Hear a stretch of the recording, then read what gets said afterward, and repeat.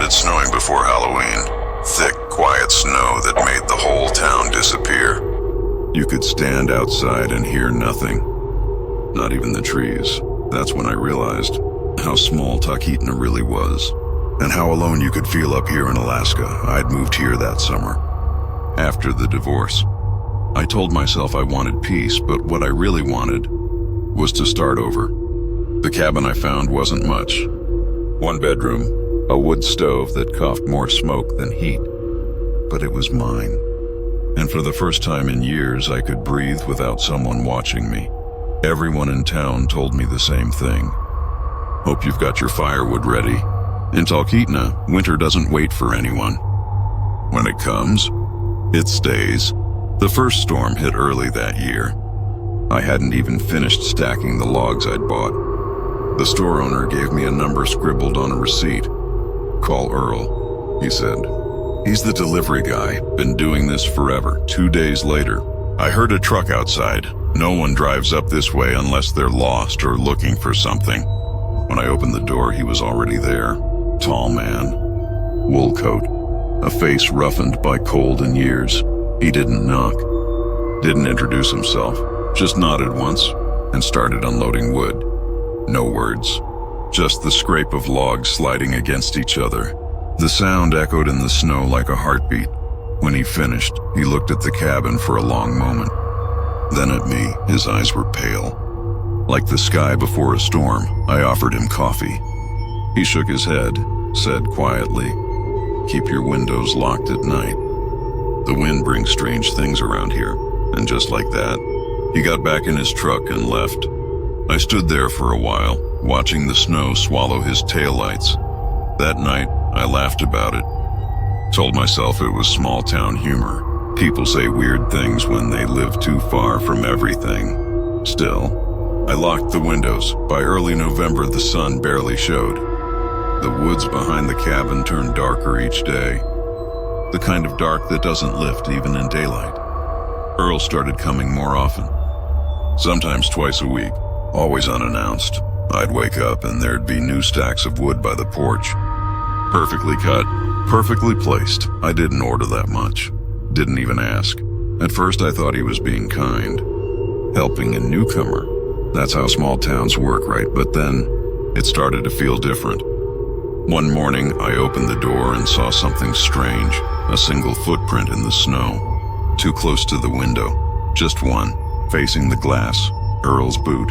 I recognized the tread, a deep cross-shaped pattern, but the thing that froze me was the way it pointed toward the cabin. Not away. I told myself maybe he checked the pile. Maybe he looked inside to see if I was home. Maybe, but that night, I couldn't shake it. The thought of him standing there watching, listening, the wind picked up. Snow hit the windows like sand, and for a moment, I thought I heard something between the gusts, a low creak, a step. I turned off the lamp and waited. Nothing, just silence. The kind that feels too thick to breathe in. When morning came, there was more wood stacked outside. Neat as always, only this time a piece of paper was tucked between the logs. Folded once. No envelope, I opened it. 3 words. Stay warm tonight, same pencil mark, same neat handwriting, no name. I stared at it for a long time. Long enough for the coffee to go cold, I don't know why. But it didn't feel kind anymore. It felt like a warning. Or maybe a promise. After that night, I started noticing little things.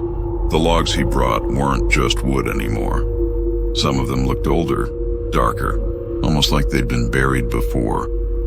Maybe it was just the dampness. That's what I told myself. But each pile looked a little stranger than the last.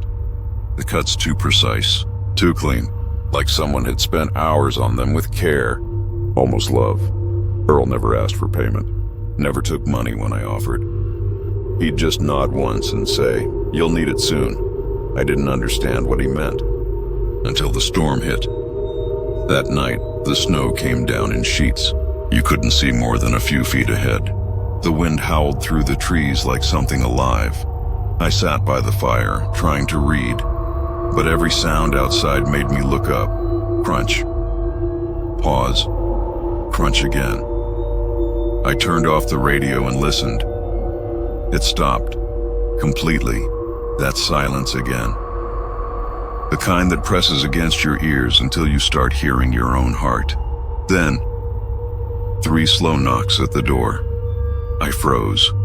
No one visits during a storm. No one can. When I opened the door, Earl was there, covered in snow. His breath came out in clouds. He didn't speak right away. Just stared over my shoulder, past me, into the cabin. Finally, he said quietly, "You should move your bed away from the window." And before I could ask why, he turned, walked back into the storm and disappeared. I didn't sleep that night. Every time the wind brushed against the glass, I thought I saw a shape outside, a shadow that moved, but didn't belong to the trees. In the morning, I found more wood on the porch. And another note, don't look outside after dark. That's when I started keeping the curtains closed. Not just at night, all day. Even sunlight felt unsafe. At the general store, I tried asking about him. The owner frowned. "Earl still around?" I said. He gave me a long look before answering. "Hasn't been up here in a while," he muttered. "Not since his brother passed." "His brother?" The man nodded slowly. "Lived out by the river. Disappeared one winter. Never found him." I didn't know what to say. The air in the store suddenly felt too still. When I left, I saw a truck parked across the road. Old, rusted, same shape as Earl's, but no one inside. I walked faster. That night, something new happened. Around midnight, the fire went out on its own. I woke up cold, the kind of cold that feels like someone's standing over you. The door latch rattled, once, then again. I held my breath. Then, a faint voice outside. "You forgot to lock it." I didn't move. Didn't answer. Didn't even blink. Minutes passed. Or maybe hours. When I finally found the courage to check, the door was still closed. But in the snow, 2 sets of footprints. One leading up, one leading away, Earl's boots, and smaller ones beside them. Bare feet. I tried to tell myself it was a trick of the snow, a pattern made by melting and refreezing. But deep down, I knew. Someone else had been out there. The next morning, I packed a small bag, just in case. Old habit, but I didn't leave, because something in me wanted to understand, to see it through. The following evening, I built the fire early, stacked the wood he'd left. It burned with a strange smell, sweet, almost floral. I kept the curtains shut, but around 9 p.m., a light flickered outside. Headlights, the same truck. It idled for a long time. Too long. Then drove off slowly, its tires crunching over the frozen ground. I stood by the window, hand against the curtain, fighting the urge to look. When I finally peeked, the headlights were gone, but in their place, something glowed faintly in the snow, a trail of light, leading from the edge of the forest, straight to my door. I didn't sleep. I sat in the dark, listening to the wind whisper through the cracks in the walls. And I thought about Earl, about his words. The wind brings strange things around here. He never spoke much, but maybe he'd said more than I realized. The nights began to change. It's hard to explain, but the air felt heavier. Still cold, but thick, like the silence had weight. You could hear the snow settling, the wood crackling. Even your own breath sounded too loud. And sometimes, between those small sounds, you'd catch something else. A shift, a whisper, a faint tap like fingernails brushing against glass. I started sleeping in short bursts, never more than an hour at a time. Every creak in the cabin woke me. The fire became my only friend. Its light, the only proof that the world outside still existed. I stopped counting the days, stopped opening the curtains. The world beyond that frost-covered glass wasn't mine anymore. One night around 2 a.m., I heard footsteps again, slow, deliberate, crunching through the snow, coming closer to the porch. I sat up, Heart pounding, then silence, and then a new sound. Dragging. Something heavy being pulled across the ground. A dull scrape that stopped right outside the door. I reached for the flashlight. My hand was shaking so badly I dropped it twice. The beam hit the door. Nothing. But under the light, I saw a shadow move, low, wide, unmistakably human. It lingered for a moment, then faded. When morning came, there were no marks on the snow. No footprints, no signs of dragging, just the same white stillness, mocking me. That was the first morning I didn't start a fire. Couldn't. My hands wouldn't stop trembling. Instead, I sat at the table and listened to the radio. A woman's voice spoke through the static. Temperatures will drop tonight. Locals are advised to remain indoors. Then it cut off. No click, no noise. Just silence. Then, a man's voice. Soft, low, familiar. Stay warm tonight. I froze. It was Earl's voice. Same tone. Same words he'd written in that first note. I turned the dial. Nothing but static. I pulled the plug from the wall, but the sound kept going. You forgot to lock it. The cord slipped from my hand. For a long moment, I couldn't breathe. Couldn't move. When I finally did, I checked the door. The lock was turned, secure. Still, I pushed a chair under the handle and waited all night.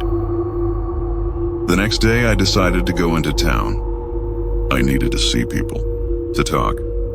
When I got to the gas station, the same man behind the counter stared at me. His face looked different this time, paler. You okay? He asked. I nodded, but my voice shook. Have you seen Earl lately? He hesitated. Not in years, he said. Why? I told him about the deliveries, the notes, the footprints. He didn't say a word until I finished. Then he leaned closer. Earl died 3 winters ago. I just stared. The world seemed to tilt for a moment. He went on. Truck went off the ridge during a storm. They found it in the river come spring. No body, though. I remember every word, every pause. No body, though. On the drive back to the cabin, the sun was setting fast. The road turned narrow, lined with trees bending under the snow. For a moment, I thought I saw headlights behind me. 2 faint circles of light, keeping distance. When I slowed down, they disappeared. When I parked, my porch light was on. I never leave it on, and stacked neatly against the wall. Another pile of firewood, fresh, dry, perfectly cut. I didn't move for a while. Didn't even breathe. The wind picked up, and I swear, I heard someone whisper my name, just once. Soft, almost kind. I went inside, locked the door, and sat by the window. Snow began to fall again. Thick, quiet, and between those falling flakes, I thought I saw him. Earl, standing by the tree line, still, watching, the same wool coat, the same hat, the same empty eyes. I blinked, and he was gone. Only the forest remained, and the faint smell of smoke. That night I didn't dream, didn't sleep, didn't even try, because for the first time I knew the nights had truly changed, and they weren't done with me yet. I didn't want to see him again, but the woods didn't care what I wanted. By the end of November, the storms came more often. The snow piled high against the cabin walls, and every sound outside carried through the night, amplified, distorted. You start hearing things up here. That's what I told myself, but I knew what I'd seen. That shape by the trees, the stillness that didn't belong to the wind. It haunted me every night. Every time the fire dimmed, every time the wood crackled, and shadows moved just a little too slow. Days blurred together. The radio stopped working completely. No music, no voices, just static. Even the clock on the wall had stopped ticking. It was as if the cabin existed outside time, and only he knew how to reach it. One afternoon I ran out of coffee. It shouldn't have mattered, but the thought of driving to town terrified me. The truck hadn't started in days. The engine just coughed, then fell silent. So I stayed. The snow outside had hardened into ice, the kind that creaks under your boots, loud enough to wake the whole forest. That's when I decided to take a walk. Just to clear my head, I bundled up, stepped outside, and felt the cold bite through my gloves. The woods were still, too still. Every branch sagged under frost. Every sound echoed. I walked down the narrow path that led behind the cabin, a place I hadn't gone since summer, and there, half buried in snow, was a shape. At first I thought it was just another stack of wood, but when I brushed the snow away, I saw something else. Rope, thick, worn, frozen solid. It was looped around something heavy, something that looked like a tarp. My breath caught. There were marks on the ground, long drag lines that disappeared into the trees. I followed them. The path curved deeper into the forest, where the light barely reached, and then I saw him, Earl, standing by a fallen pine, hands in his pockets, still as stone. For a moment I thought he was just a trick of the light, but when he turned his head, slowly, I knew he saw me too. We stood there for what felt like forever. No words, just the sound of my own heart. Then he raised one hand, pointed toward the ground near my feet. I looked down, half buried in snow. Was another note. I didn't pick it up, didn't move. When I looked back up, he was gone. Only the trail of his boots remained. I followed them back toward the cabin, but halfway there, they vanished. No wind, no drift, just gone. By the time I got inside, my hands were shaking uncontrollably. I built a fire, but the flames wouldn't catch. The wood smoked as if it didn't want to burn. Then I remembered the note. I hadn't picked it up. But now, it was on the floor, by the door. I swear it hadn't been there before. It was damp, smelled like earth, and written in the same pencil as before. You shouldn't have followed. That night the sound returned, dragging again, slow, measured. But this time it came from under the floorboards. I pressed my ear to the wood. Nothing at first. Then, a faint hum, a man's voice, humming a song I didn't recognize, low, calm, almost soothing. It lasted maybe a minute. Then silence. I sat there on the floor until dawn. When I finally stood, something caught my eye. By the window, a new set of footprints, bare feet again, leading away this time. Toward the woods, I should have felt relief, but instead it felt like an invitation. A part of me wanted to follow, to know what he was trying to show me.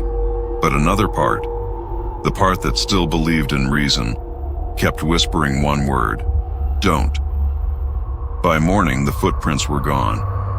The snow had covered everything, but I could still hear the humming, faint, under the floor, under the earth, and deep down I started to wonder if Earl had ever left the woods at all. The storm came without warning. One moment, the sky was calm, pale gray and quiet. The next, the wind hit so hard it felt like the whole forest was screaming. Snow came down in heavy waves. White, endless, blinding. I sealed the windows with towels, stuffed rags under the door, but the cold still got in. Every breath turned to mist. For 2 days I didn't step outside. The fire burned non-stop, and I sat beside it, wrapped in blankets, listening to the world vanish under snow. When the storm finally passed, everything was silent again. Too silent. I opened the door and the porch was buried, a perfect wall of white.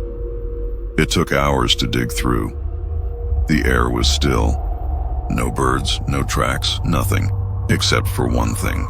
At the base of the stairs, half frozen under the drift, was a glove, wool, dark gray, the same kind Earl wore. I stared at it for a long time, my breath fogging in the cold.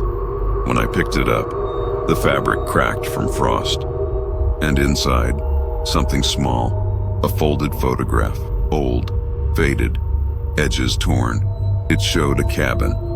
Not mine, but one that looked almost identical. Two men stood in front of it. One of them was Earl. The other, younger, smiling, had the same eyes. On the back, in shaky handwriting, it said, Winter 96, before he went missing.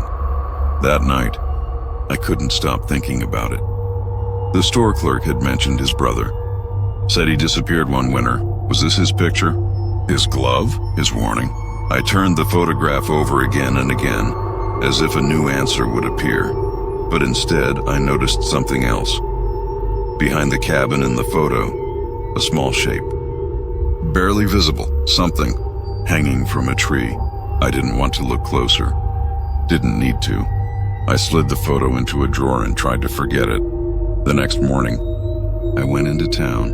Snowplows had cleared part of the road, but it still felt like driving through a tunnel of ice. When I reached the gas station, people were gathered by the counter. Whispering, I caught pieces of the conversation. Words that made my stomach twist. Search team found something out near the river. Old shed completely buried. I waited until the room emptied. Then asked the clerk, what did they find? He looked uneasy. Wouldn't meet my eyes. Sheriff said it's best folks stay home, he muttered. Storm uncovered part of an old property, one of Earl's places. His? He nodded. They say he built sheds all over the woods. Storage for tools, hunting gear, stuff like that. He hesitated, then added quietly, but one of them had things inside it that don't belong to a hunter. He didn't explain. Didn't have to. I drove back in silence, heart pounding, eyes scanning the trees like they were hiding something. The forest looked different now. Not peaceful, not still, just waiting. When I reached the cabin, I saw something that stopped me cold. Someone had cleared the snow from my porch. Every step, every corner, perfectly swept, and on the door, another note. The handwriting was the same. Neat. Pencil pressed deep into the paper. You should have stayed in town. I didn't go inside right away. I stood there, feeling the air tighten around me. There were no new footprints. No sign of anyone, only the tracks I'd made, and mine alone. But the snow had been moved. The door handle was warm. That night I pushed furniture against the door, left the light on, and waited. Hours passed. The fire died.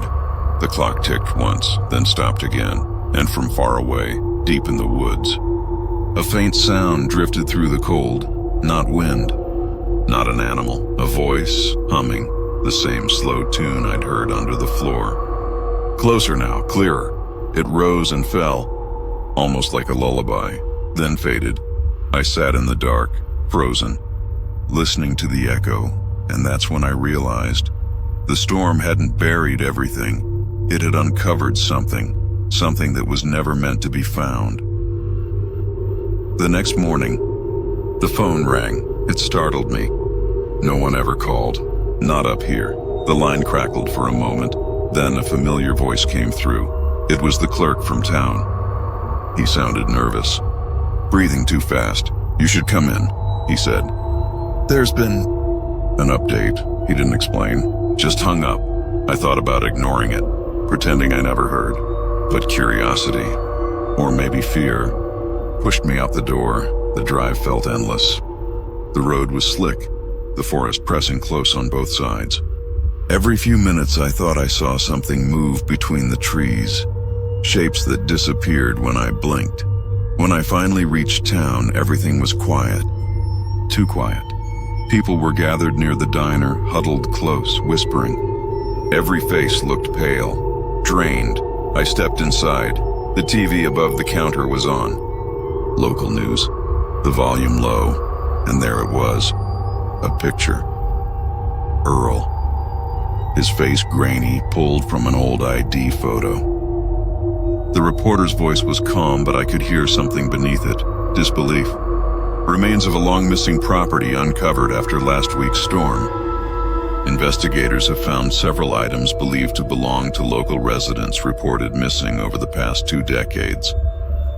I stopped breathing. The camera cut to a scene in the woods, a snow-covered clearing, sheriff's trucks, yellow tape half buried. They mentioned coordinates. A location off the main road, only a few miles from my cabin. The screen flashed again. Boxes, tools, old clothing. The reporter continued, her voice tightening. Authorities have confirmed the name Earl Haskett in connection with several properties. Documents found on site include rental records, delivery notes, and a list of client addresses within the Talkeetna region. I felt the blood drain from my face. A list. The clerk turned toward me slowly. His lips parted like he wanted to say something, but couldn't. He didn't have to. I already knew because one of those clients was me. The reporter kept talking, her words dull and distant now.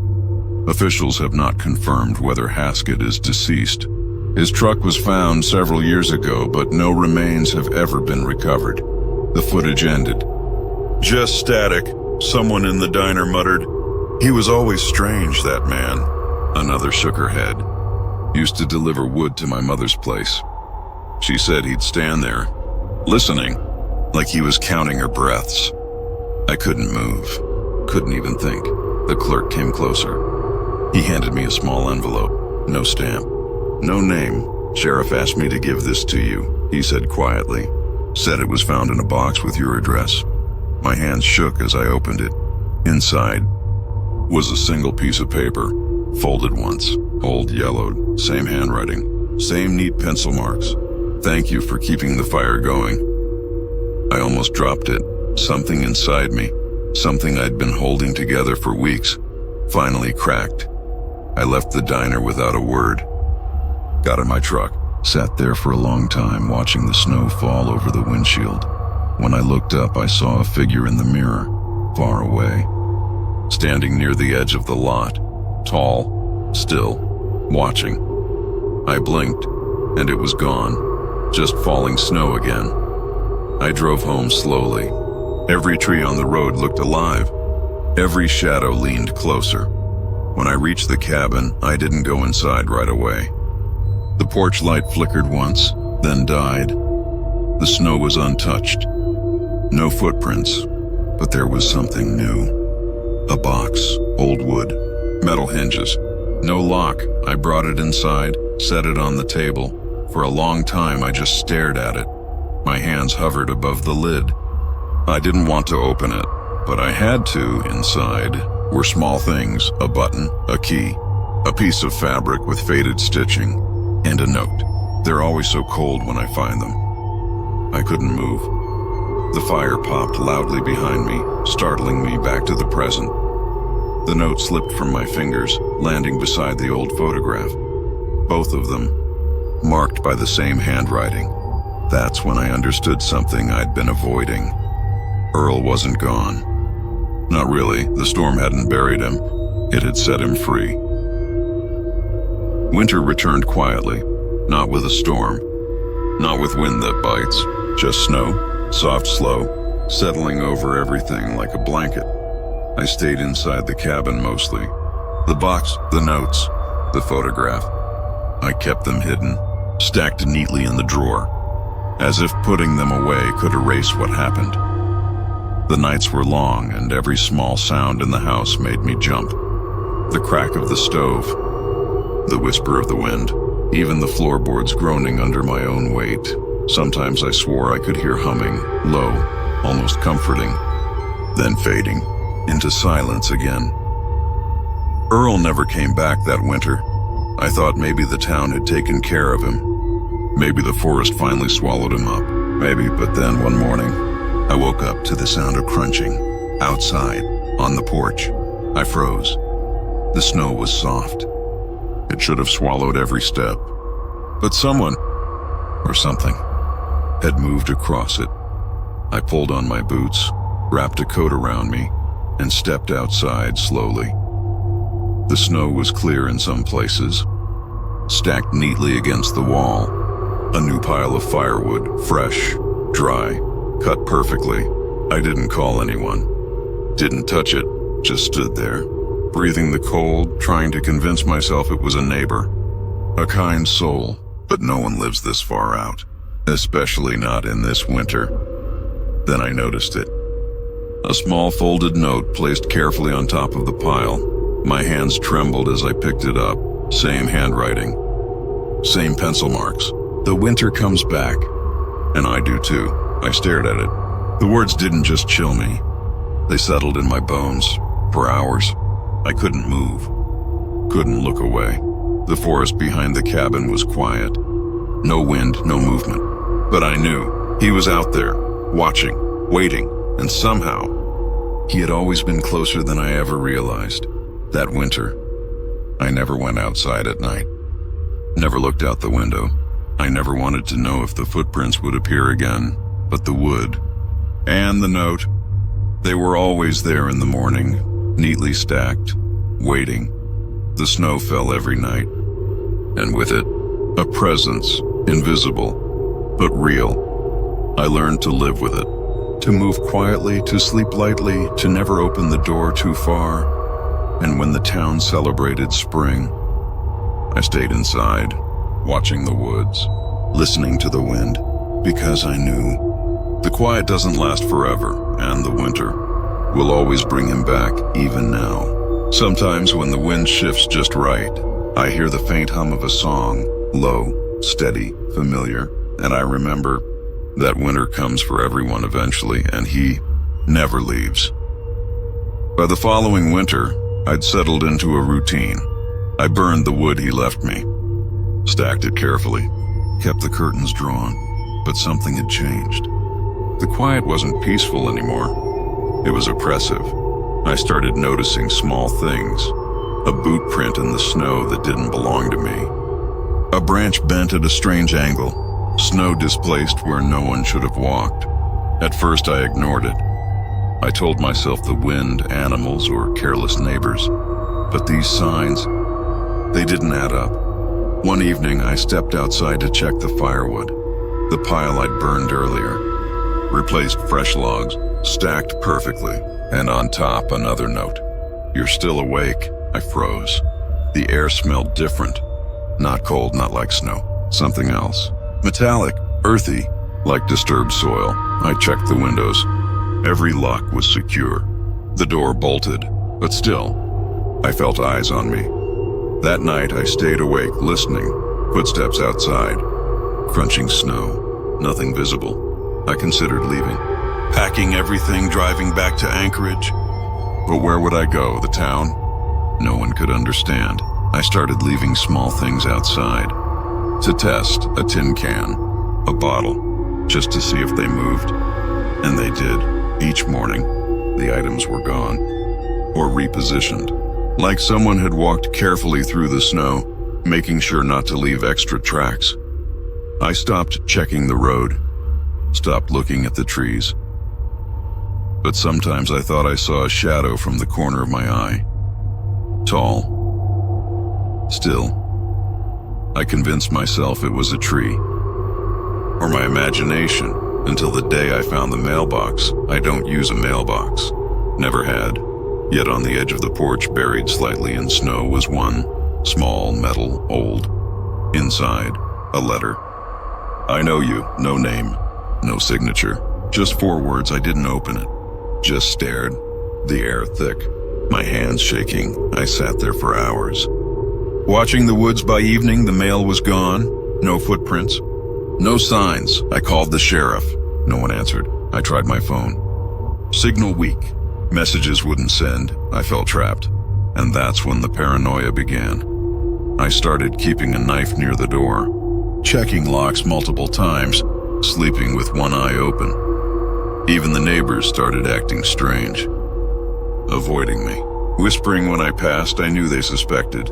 They knew, but they wouldn't say it aloud. The feeling grew heavier. Every time the wind shifted, every time the snow fell silently, and every morning. Another note. The words changed slightly. Sometimes questions, sometimes reminders.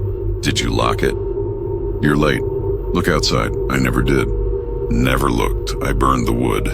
I stacked it again, kept moving forward, but one night, I heard a knock. Soft, polite, familiar. I didn't answer. I didn't move. But it came again, and then a voice low, calm. "You can't hide." I froze. The words weren't shouted. They didn't need to be. The meaning was clear. He had been here all along, watching, waiting. And I knew. The notes, the wood, the footprints were never about firewood. It was about control, and there was nothing I could do. It was late January when I finally decided to see the cabin in the woods, not Earl's. One of the sheds the town had mentioned on the news, the one that had been uncovered after the storm. I told myself it was curiosity, a need for answers. But deep down, I think I wanted proof, something to confirm what I had been feeling for months. The snow was thick. My boots sank with every step. The air was cold enough to burn my lungs. When I reached the clearing, I saw the shed, half buried in snow. Its door hanging loosely on one hinge, wood rotting from years of neglect. I hesitated.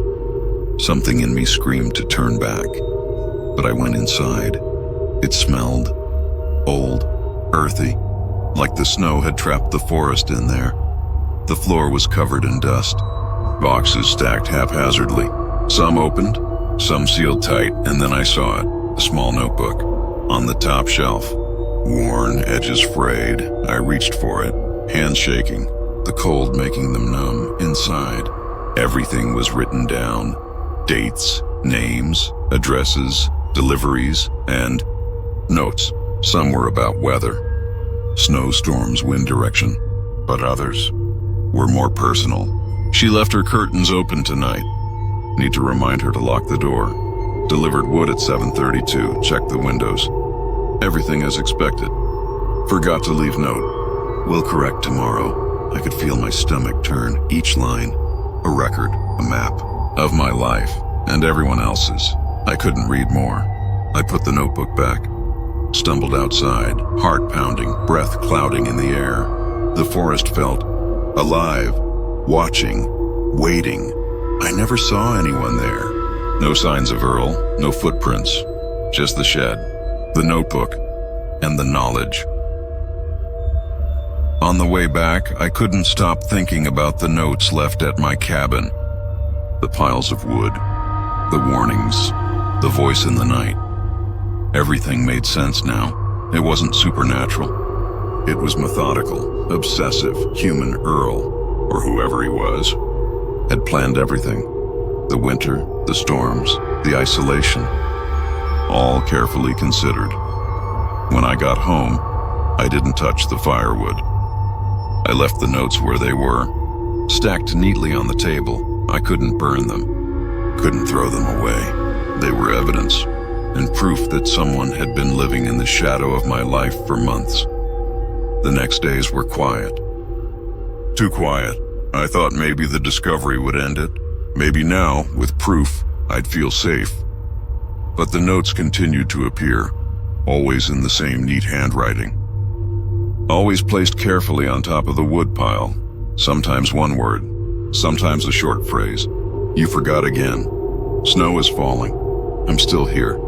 And I realized it didn't matter that I knew, that I had seen the records, that I had walked into the shed. He or they didn't need me to understand.